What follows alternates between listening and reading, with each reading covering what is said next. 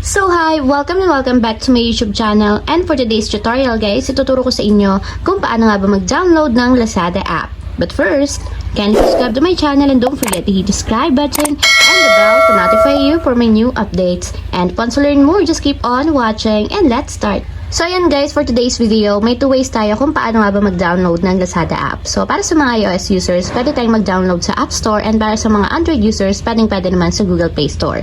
So ayan, i-open ko na yung aking Google Play Store. And then pagka-open guys, mula dito sa pinakang homepage ng ating Google Play Store, pumunta lang tayo sa search bar or i-tap natin yung search bar.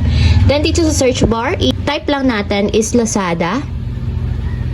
So ayan guys, ganito yung itsura ng bagong logo ngayon ni Lazada. So ganito na siya kapag nag-update kayo or nag-download kayo ng Lazada app.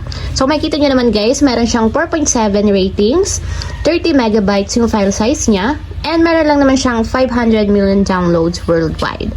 So ayan guys, para ma-install sa ating mobile device, tap natin yung install, and wait natin hanggang sa matapos ma-download.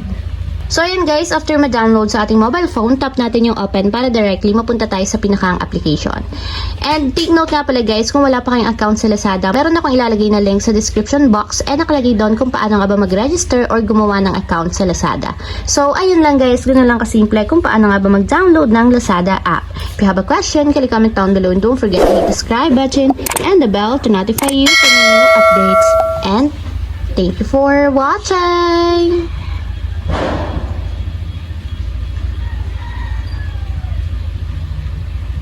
Living life, every day, late at night, not okay.